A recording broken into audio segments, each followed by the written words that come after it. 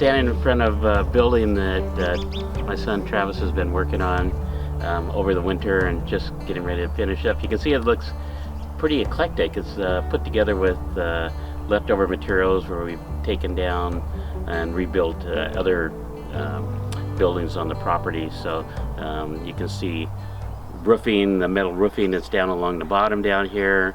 There's siding that's old siding off of the barn as well. Windows that were recycled, I think those were given to us and weren't being used. There's also a metal, the same metal is up on the roof, and that's our roofing. So we have some lap siding. We'll show it to you in a minute. It's around the side here. That was used at the Flower and Garden Show 2 years ago, and so I brought that home and we used that on the siding. It's cedar siding. So pretty much not, I wouldn't say 100% because we had to buy some screws and nails and maybe a few little things, but it's pretty much a totally recycled building. It's going to be very functional. You can use it for storage. I may do the grafting in here next year if I have a wood stove in here, which is already on site. It's something else that was being recycled.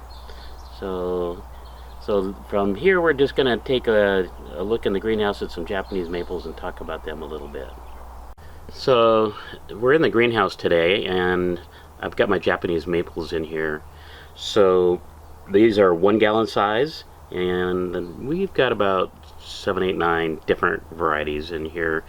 So this particular one is one of my favorites. It's called Acer palmatum Shishigashira, or lion's head maple. Some people call it the lion's mane, so it's a common name. Either one of those are pretty well known. Needles are nice green color. They're small. They curl a little bit. It has an upright habit, very full. So it's one of the nicest maples, and there are literally hundreds of them now. New cultivars coming out all the time. This one's a tried and true one. If you want a Japanese maple in your yard, I highly recommend that. Again, it's upright, slow growing, but eventually it'll get to be 10, 15, 20 feet tall, but it takes a long time to do that. So I recommend that one. So in my hand I'm holding another Acer palmatum. It's called Jeddeloh Orange. You can see it's green, but it also has on the fringes a little bit of red, and the leaves are pretty well dissected. So the cut is a little more than on some of them. So anyway, again, another upright that's very nice for the garden, and their medium-sized growers are, you know, it's typical of Japanese maples.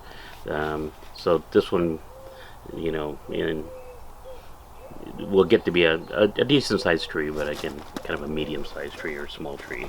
So in my hand I'm holding a Japanese maple that's called Emperor 1. So it's been around. It's a little bit of an improvement on another red that has been used for many years. Is called Bloodgood. So it's an upright.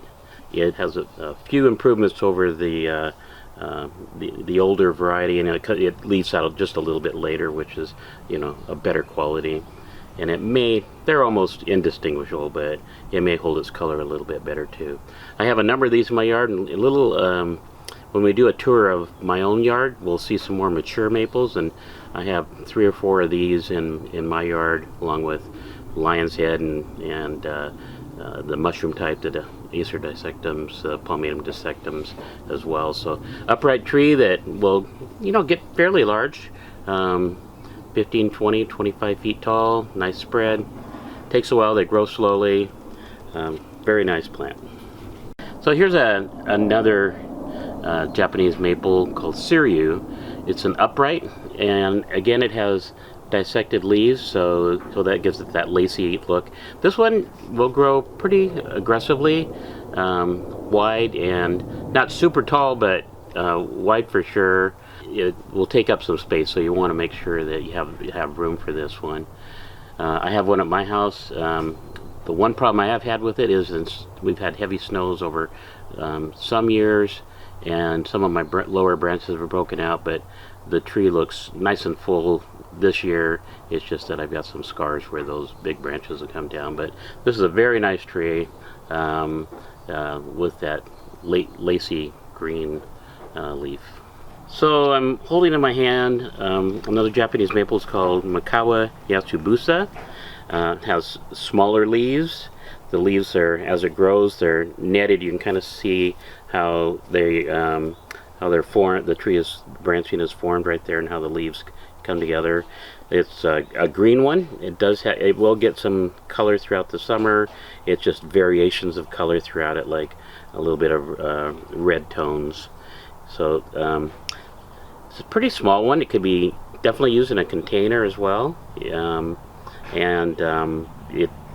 it's not going to get, you could use it in a small space. So people have small yards these days when they're looking for things, trees that will fit that space.